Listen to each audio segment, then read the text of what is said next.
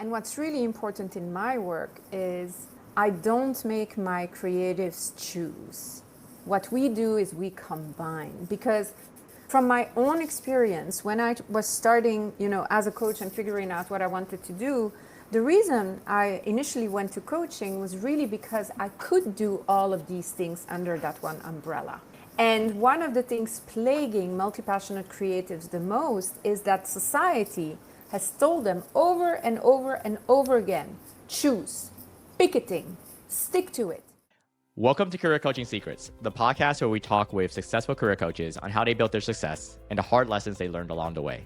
My name is Davis Nguyen, and I'm the founder of Purple Circle, where we help career coaches scale their business to $100,000 years, $100,000 months, and even $100,000 weeks. Before Purple Circle, I've grown several 7- and 8-figure career coaching businesses myself, and have been a consultant at 2 career coaching businesses that are doing over $100 million each. Whether you're an established coach or building your practice for the first time, you'll discover the secrets to elevating your coaching business. Welcome to Career Coaching Secrets Podcast. I'm Kevin, and today we are joined by Murielle Ungricht. She's been a coach for over a decade, going on 11 years. Is also the founder of CoachMila.ai. Welcome to the podcast. Hi, Kevin. It's so wonderful to be here. Thank you so much for having me. I have so many questions about all of the things that you're working on, but let's start at the very beginning. Let's start at the origin story, the lore. How did you become a coach and turn it into a business? I love that question. Well, I didn't set out to be a coach, even though I think at the same time I was always meant to be one. I started off with a master's in philosophy, and even before graduating, like when I was in the final months of that master's, I started consulting for a couple of companies that were doing the transition from paper to digital at the time. I'm disclosing a little bit about my age when I say these things. This is really around like the year 2000, so that's a long time ago. But so I have a history with web development and technology. I had a web agency for 10 years, which I exited a few years after my parents passed away. And I want to say that moment in 2010 was really pivotal for me. Before that, I'd always been like, I need to build this career and I need to do like the corporate, and I'm going to have my business and it's going to be awesome. And I was running and building. And then all of a sudden, out of the blue, my mom passes away. And 5 weeks later, my dad, who was sick, he had cancer, passes away too.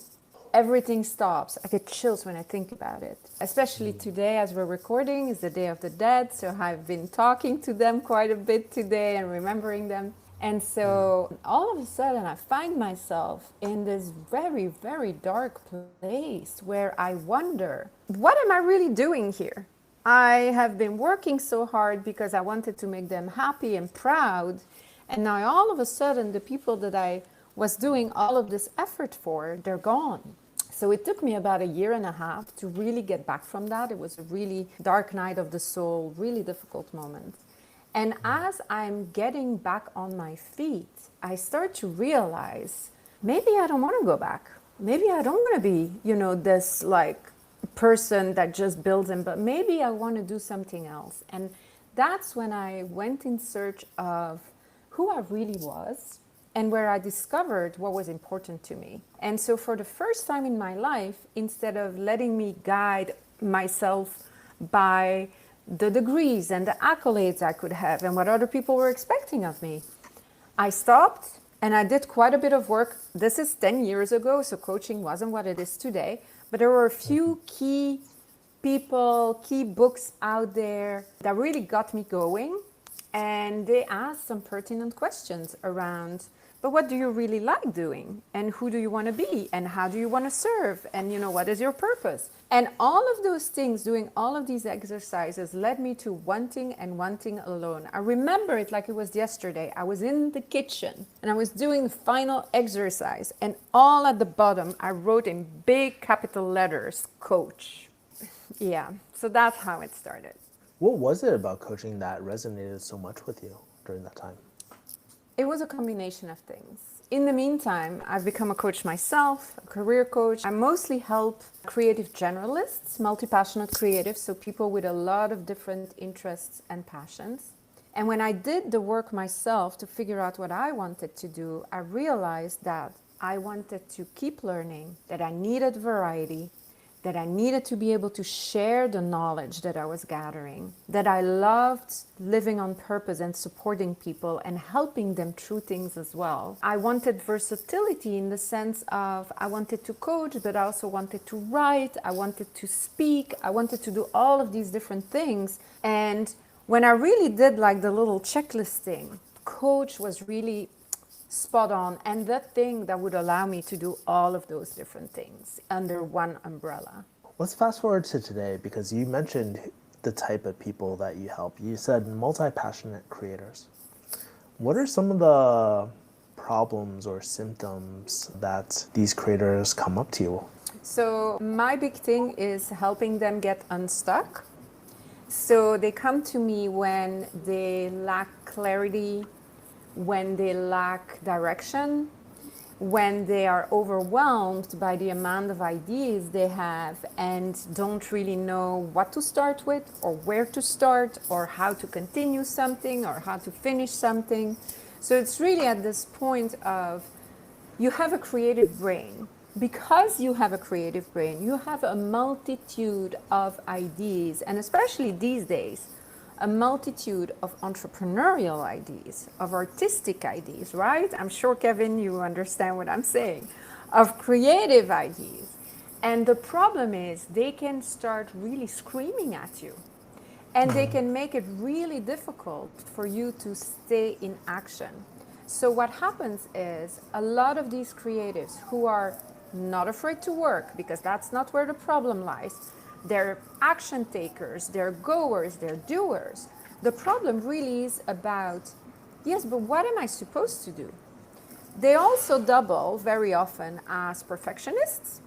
So what they want to do needs to be perfect. So there's a lot of stuff they want to do, and then all of that stuff needs to be perfect. Very often use the analogy of it's like building a mountain in front of you, right? You have a new creative idea, then because you're such a visionary, you have a perspective of what that idea needs to look like in real life.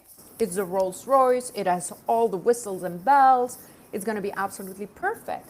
But because of that, you stall and you procrastinate because there is a disconnect between you having that idea and then figuring out what is the first step I need to take here to actually get to this, 5-star thing that I want to achieve. And that's when I come in. So I clear the overthinking, I help my clients with clarity, I have like tools and tricks to really discover what it is they should be doing. And what's really important in my work is I don't make my creatives choose. What we do is we combine, because from my own experience, when I was starting, as a coach and figuring out what I wanted to do, the reason I initially went to coaching was really because I could do all of these things under that one umbrella. And one of the things plaguing multi-passionate creatives the most is that society has told them over and over and over again, choose, pick a thing, stick to it. And it's really hard for us. So they don't have to do that with me. We combine. Man, it sounds like you're describing me to the T, honestly. And I kind of relate to this because I have my own business, and so oftentimes we are taught to choose a niche, and you're like, oh my God, I have so many interests. How can I just stick with one? And I think you hit the nail on the head. When I started combining things or just noticing where I was having the most fun or most flow in my life, that's when it made the decision really easy versus choosing one and I feel like I'm missing out on so many different things. Mm-hmm. Interesting. Okay. I want to ask you though, how do these multi-passionate creators like myself, how do they typically find you? What kind of marketing are you doing? Okay, so I've worked really hard on content marketing, and my website produces a lot of really good organic traffic, very qualified as well. And there are many ways on my website to get a free consult with me, which I'm also very generous with. Like anybody can come and have a conversation with me. I'll never force anyone to work with me because of it. Another thing that has been really successful for me over the years is word of mouth, but word of mouth with a little bit of impetus from me, in the sense that I have a system where when someone graduates from working with me, I will give them a gift they can give somebody else if they feel like someone could benefit from working with me. So it's almost like a win-win, and that has been very successful. I also have a newsletter. I send out newsletters every other week. I'm on social media, but I have to say the most successful campaigns that I have done are around really working very hard on articulating very well what my client needs, so really learning who they are, and then translating that into valuable content on my website or on LinkedIn or my book. I have a book called Get Unstuck, which is also part of this marketing mix. And then continuing to upgrade, fine-tune the SEO on my website. And now also the GEO, which is like the SEO for LLMs, right? Which is really what we have to do now to make sure we also in the results or in the conversations that people have with AI. And that has been really interesting because I've done that work on my website and I do it consistently. And I have clients now who come to me through conversations they've had with Gemini or ChatGPT or other LLMs. That's beautiful. Yeah, I was going to ask you, since you're so website dominant, right? Are you worried about the whole shift away from SEO and into these like LLMs? Yeah. No, I'm not really, but it does require, I think, proactive work. I think you have to stay on top of what is being done, and you have to really apply it as soon as you can. Because I think one thing that's happening right now, and I see this too when I'm developing Coach Mila, right? That it's going so fast and there are so many updates that everybody's still thinking a little bit about, okay, but how do we do these things? But one source of knowledge that I think is really interesting is the LLMs themselves. So I have a lot of conversation with Claude and Gemini, asking the LLMs like, okay, how can I do this and how is this going to benefit me? On top of that, I'm also in a graduate program right now, a master's in management, and one of my classes this semester is digital marketing in the age of AI. And that has been extremely useful because we are looking at every change that is happening in digital marketing, which I think is foundational for any online creator today, any online entrepreneur, any business. We have to know, how to do these things, unfortunately, and how AI can support us. Speaking about AI, I think we were talking earlier pre-podcast, and you said you started Coach Mila, and you just mentioned it just now. For listeners who don't know what it is, can you explain like what it is and why you started it? So throughout this decade coaching people, I've really seen a transition in not only how people relate to coaching, where career coaching comes in, but also how the industry has changed. And of course, with the dawn of AI, especially with my experience as a web application developer, that's a company I used to run before my parents passed away, I felt like it was time to sort of bring these two expertise areas together. And that's when the idea, so I incubated for a long time. I thought about what I wanted to do with AI coaching in the future pretty much for a whole year, talking to a lot of people, other coaches, trying to figure it out. And eventually I landed on, I want a tool that is not going to replace coaches, but that's going to help coaches to qualify potential clients better, and at the same time offer a way to democratize coaching for those who perhaps, one, don't know what it is, have never had a coach, are afraid of coaching, don't have the means to purchase the services of a skilled coach. So it's a very low, free entry level into a coaching experience that can later on be translated to a matching with a human coach that can help you with, career, but also with other things. We're focusing on career, but in theory, it could be for any type of coaching. And so, thanks for describing what Coach Mila is. It sounds like a really interesting project, and I love how you practice what you preach. Instead of just choosing one or the other, you combine something those two domains. I love that. People are finding out about you. They're probably raising their hand on wanting to work with you. What do your coaching engagements kind of look like? Because some coaches, they offer one-on-one, some do group trainings. How do you usually coach people? What's your preferred method? So for me, like a very tailor-made one-on-one is really my bread and butter. I have done that for the past 10 years, and I feel, of course, with the tools that I've developed throughout the years, really understanding my client better, their brain better, their needs better, I feel like that gives me the most flexibility to really help somebody as much as I can. And so I work in packages of 3 months and a half. There are 7 sessions in there. And then I have 3 tiers on how creatives can work with me. The top tier is you not only get the 7 sessions, but you get full access to me in between sessions. I almost become your secret business partner. Because one of the things with multi-passionate creatives who either want to build a project or want to go off on their own or want to build a business or grow a business, very often it's a very lonely, solitary adventure.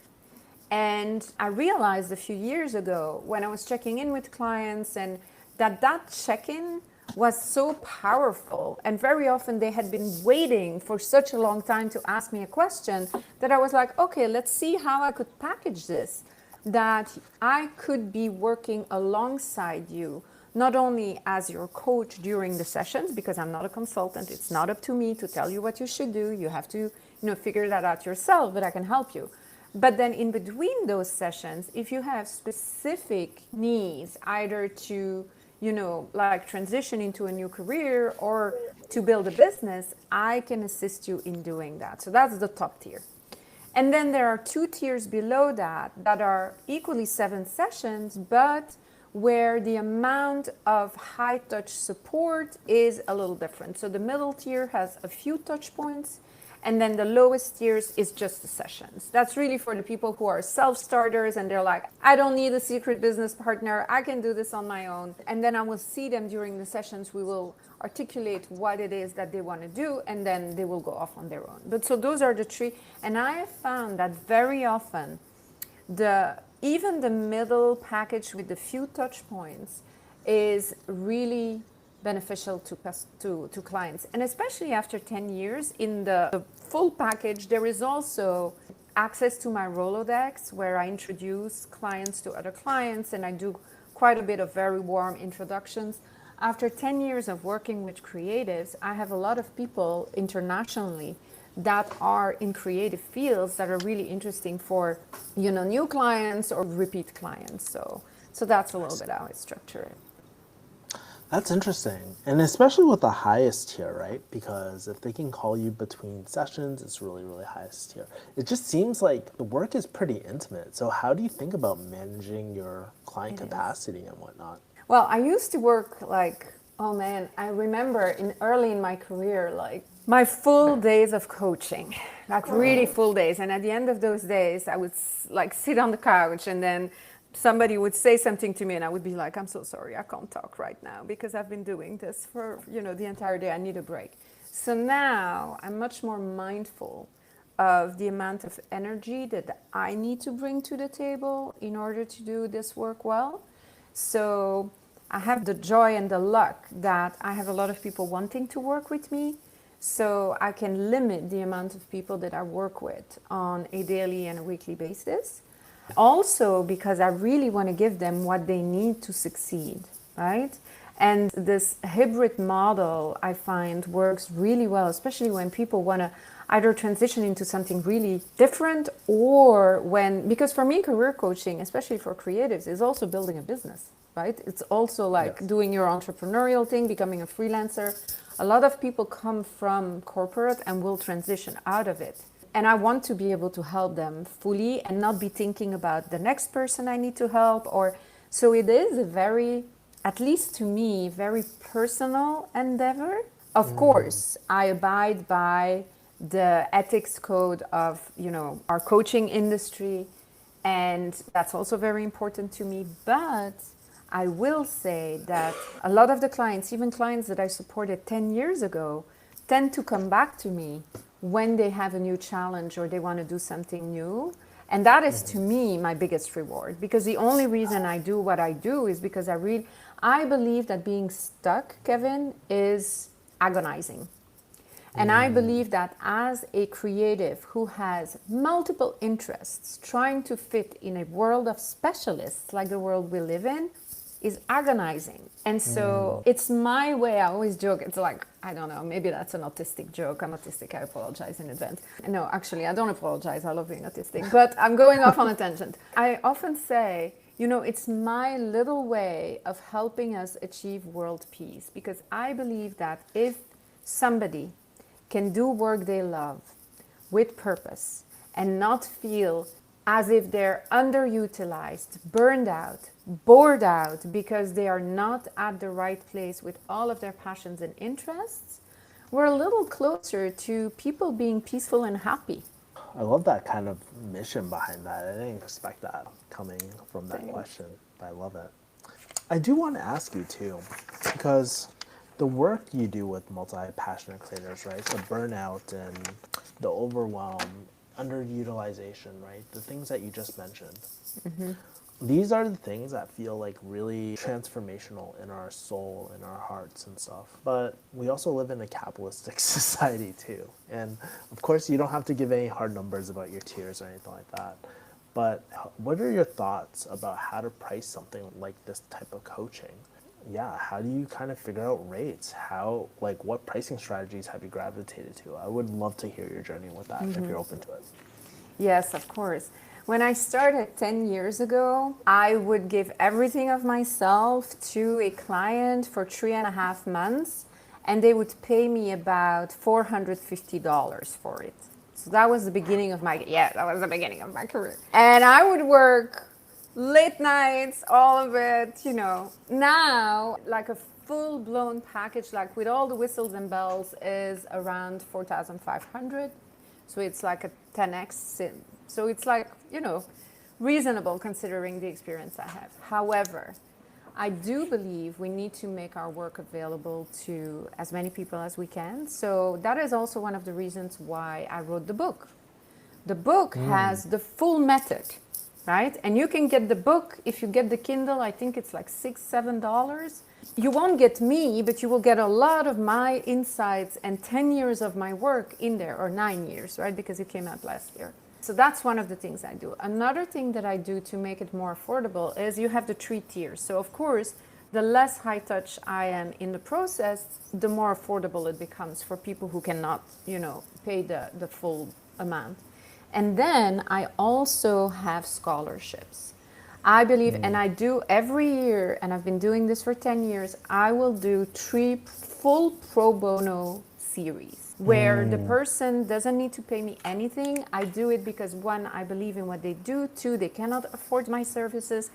And 3, I think it's our civil duty to, along the fact that we live in capitalism and have to make a good living, that we also have to try and help where we can. So that's a little bit how I marry asking enough for my expertise and my time with being willing to also volunteer my time and see how I can meet my clients where they are. Is that also another reason why you started Coach Mila? Yes, absolutely. I think you caught that very well, Kevin. I think offering something that democratizes coaching and not the full-blown experience, because I'm a firm believer you need a human coach to have a full coaching experience. Let's not be crazy about that. But I do believe you can already do quite a bit with technology at a very affordable price. Maybe it's not a Zach 101 analogy, but it's like watching your favorite creators vlog about going to Disneyland versus actually going to Disneyland and experiencing the whole thing, maybe. I like that analogy. That's awesome. Oh, I'm also a big Disney fan, I have to say. Oh, are you? Yes, I am. I took a shot and I guess Yes, it's one of my artistic special interests. As I think about this, right, because you have these 2 things going on, I guess where do you want this coaching business to take you in the next few years? Do you have desires to scale up your coaching practice? Do you have desires to kind of slow it down and focus more on Coach Mila? Like, I'm very, very curious about how you're thinking about the future.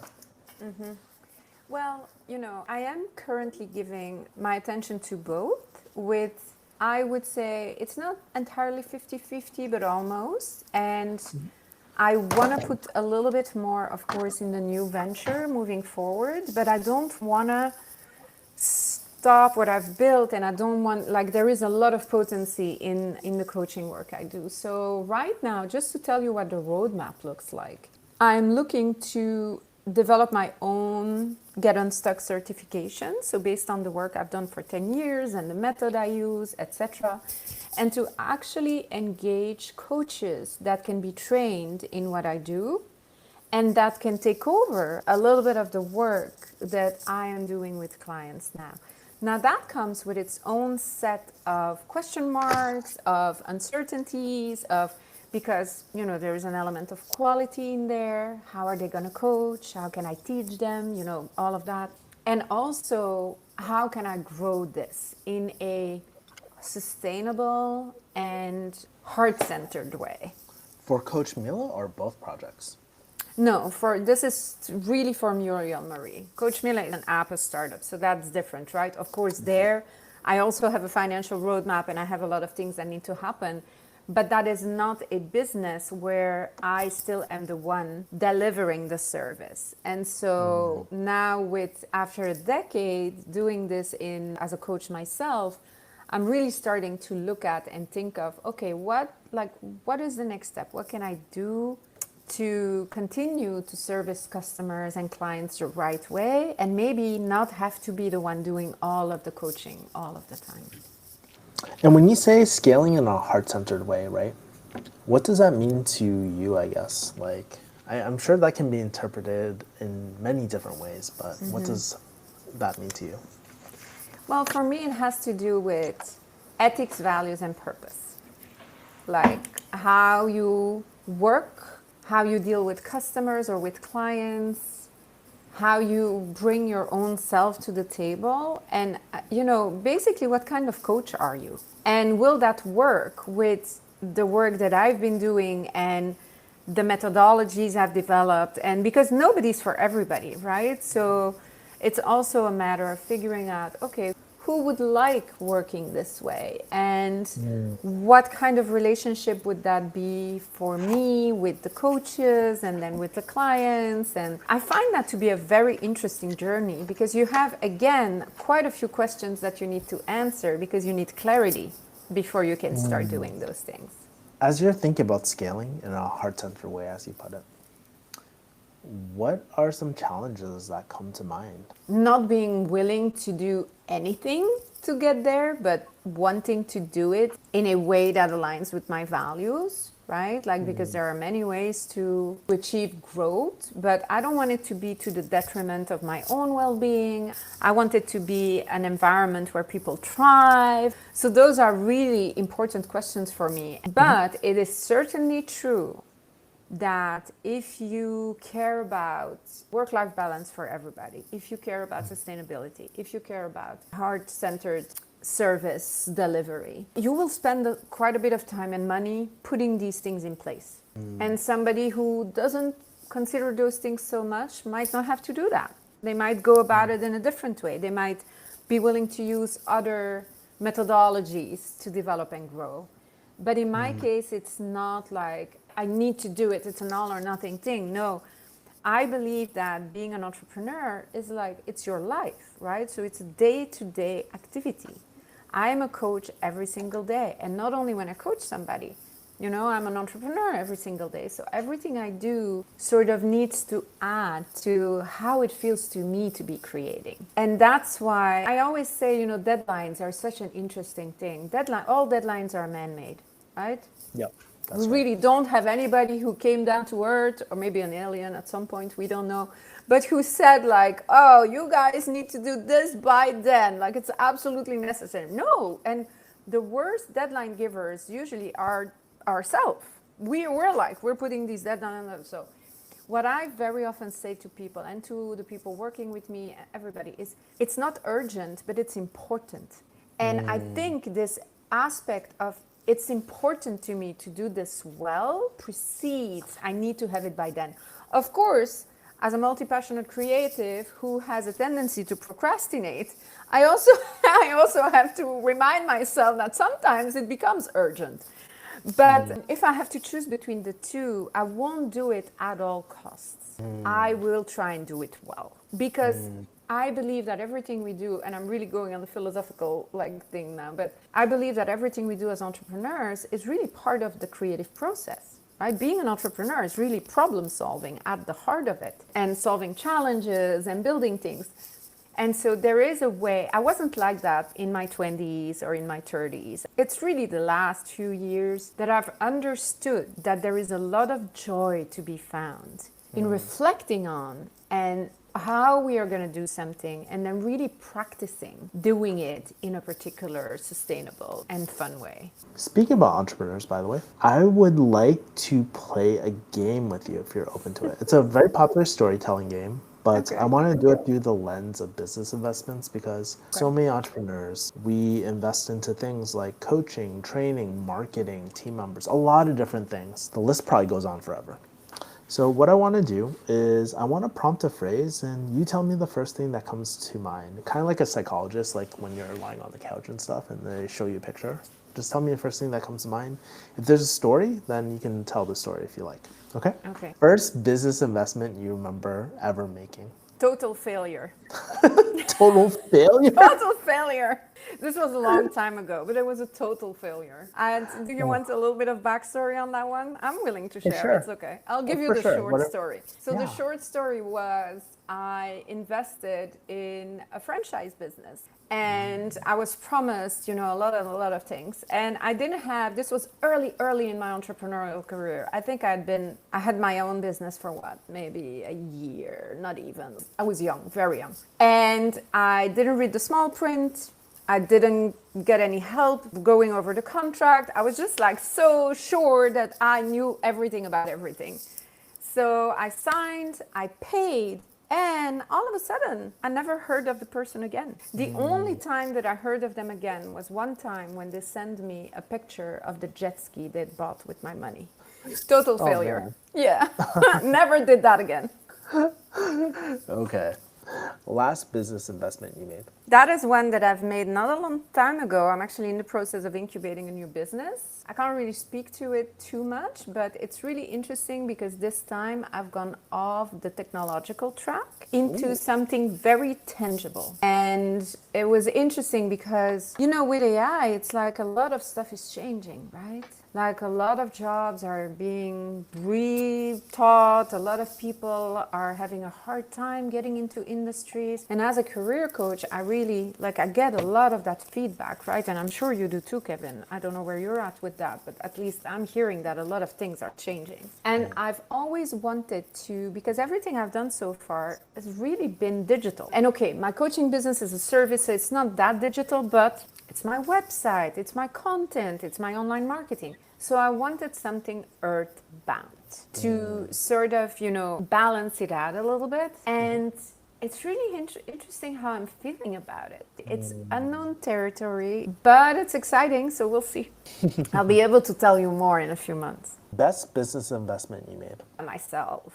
That would definitely be the best investment I ever made. Investment in learning, growing, becoming a skilled business person, coaching. I had a lot of coaches because I really feel that, a business can only grow as much as a business owner, right? You were speaking of how holistic it is. And I feel that all of the failures in my business were really because of me and a lack of knowledge and experience. Let's be clear, experience is golden. But so now that I've learned that and that I have quite a bit of experience, I also know where the gaps are. The stuff that I feel I'm not really skilled in this area when it comes to making decisions.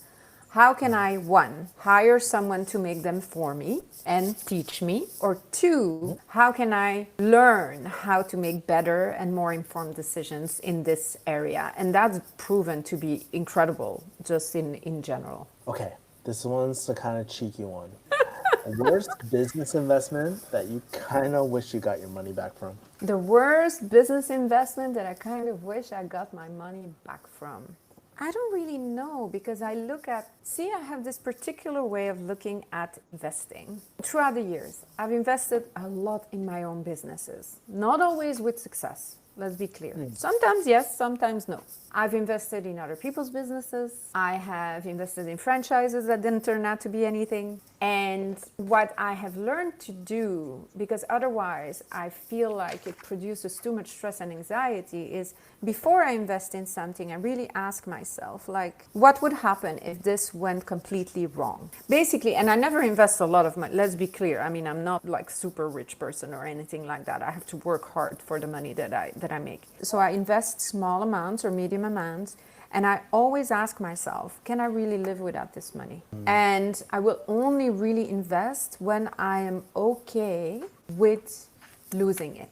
And I know that sounds like, I don't know, maybe not very capitalistic. I don't know how that sounds. And the reason I'm saying that is because investing in business building is really a tricky business, right? Like there are so many moving parts. There is so much you have to do that. Is it a bad investment when it doesn't pan out? Not if I have great lessons. Is it a bad investment if I tried something and it didn't work? Well, I mean, at least now I know. What do you think about that, Kevin? I'd love to know your take on it. I always think there's a silver lining to a lot of even the worst investments I made, right? Personally, right? Did I think things weren't worth it? For sure. But then I think about like, what exactly wasn't I getting? What are kind of my needs? Was it the right solution at the wrong time? That can happen as well, right? So I'm a lot like you, but then I asked this cheeky question just to get, like to make it kind of not so serious, because sometimes when we think bad investment, we go into the whole trauma dumping, like I got burned by my ex-partner, blah, blah, blah, blah, blah. But that's why I say kind of wish you got your money back because, it's not as significant. So that's my thoughts at least. Yeah. Oh, thank you for sharing that. Yeah. Yeah. What's your worst, almost you wish you got your money back one? I'll tell you top of mind one. I spent like $20,000 on a M&A like retreat or something. It was for like 1 week. I was learning about M&A, but I was just so new that I was just like, I just think it was like maybe a right solution at the wrong time, of my business journey. And it's like taking on something too advanced when I really just needed something way simpler. So it's like when I was like year 2 or something in my business journey. So Yeah, I would agree with that. I think that so the best investment you can make is investing in yourself, but you have to time it well. You are not ready for everything immediately. Like there are masterminds that now I feel like, okay, I belong here. But 10 years ago or in the beginning of my career, I would have been so lost and it would have cost me a lot of money because, there is return on investment too. And return on investment requires us to put what we learn into practice in a way that's going to make sense. Yeah. And I agree with you. It depends on where we are in our journey. That's right. Yeah. Which leads me to my last section, my last game. It's called Overrated, Underrated. As a business owner, you've gotten a lot of advice. I'm sure some of it was good, some of it was bad, some of it was solicited. Probably 99% was unsolicited. So what's the most overrated piece of business advice you've gotten so far, and what's the most underrated? I'll start with the underrated one, if that's okay. Yeah, So please. the most underrated one would be to hire people based on character. I think that's actually really important, much more than skill, especially today. And I was educated in a system going back, to the early days of my career where it was all about what are their degrees and, and not really about what kind of person do you have in front of you. When now, I think if you really want an A team, you have to have people who want it, are enthusiastic, all of that. But those are all character traits. It's not like, they can put together the best sales funnel. If in their character trait, they are quick learners and they love to learn new things and try them out, it doesn't really matter, what they know or don't know, because they can learn. So that I would say is underrated. At least it was underrated in my career, like in the way I made decisions for a long time, not anymore. And then in terms of the most overrated one, being ready. You don't have to be ready. I think especially today, right? Like you don't have to have all your ducks in a row. And with that, I don't mean like having everything there, because of course that's not what we see or what people say today, but there's still this sentiment of you really have to know what you're doing, and you really have to know what your product's going to be, and you really have to know what your service is going to be. But the reality of it is you learn those things as you interact with potential clients, with customers, as you get feedback. So now what I like to do is I like to go fast, but I like to do it with others instead of trying to figure everything out in my ivory tower and, map everything out. No. I have a simple idea. I go out and I test it. Like, do people like it? Because I'm not going to be the one deciding at the end of the day what my service is or what my product is. My client is. And so what I have to do is I have to bring it to them as soon as possible, and I have to talk to them about it. Moving fast with others. I feel like that is really, really solid advice, and it gets overlooked a lot of times. Because even as we're shooting this podcast, I'm with all the other Purple Circle members, and we're talking. We're sharing the intimate details of what we're doing for lead gen, how we're hiring people, how we think about certain things. And it's really interesting. We are kind of in different areas of coaching and stuff. But it's really, this is how great art is done. You take something from one area and you remix it and try to make it work in another area. You're experimenting, you're testing things. And so I think moving fast with others is so key. I love that.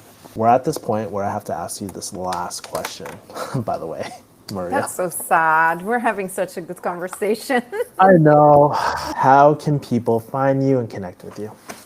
They can go to my website, obviously, which is muriellemarie.com. They can also find me on Instagram, LinkedIn. I'm there too. And I would say those are my primary places where you can connect with me. There's a free session that you can book on my website. I would say, please, if you feel like I can be useful to you, do it. I always love to learn about people's dreams and ideas, so don't hesitate. And yeah, I would say any question is more than welcome. Murielle, I really enjoyed this conversation because, one, I think your target demo is kind of like myself, where it's like, multi-passionate creator, right? And so as you were speaking, I was like, oh my God, I feel like so seen right now. Even for those who might not be multi-passionate, those who might not be as creative, I think the emphasis on a holistic strategy that kind of aligns with you and your personality and stuff is really, really important. And it gets me thinking about and what I'm doing right now, do I feel truly aligned and whatnot as well? And and the other thing that sticks out is you're so generous with giving breaking down your packages, how you think about pricing and all the intimate details. So I just want to say, Murielle, thank you so much for the work you do. It is very, very valuable, as we discovered on this call. And then also, thank you for just so generously giving your knowledge for free on this podcast as well. So thank you so much. I appreciate you. Oh, thank you, Kevin. It was a pleasure. Thank you so much for having me. That's it for this episode of Career Coaching Secrets. If you enjoyed this conversation, you can subscribe on YouTube, Spotify, Apple Podcasts, or wherever you're listening to this episode to catch future episodes. This podcast was brought to you by Purple Circle, where we help career coaches scale their business to $100,000 years, $100,000 months, or even $100,000 weeks, all without burning out and making sure that you're making the impact and having the life that you want. To learn more about our community and how we can help you, visit joinpurplecircle.com.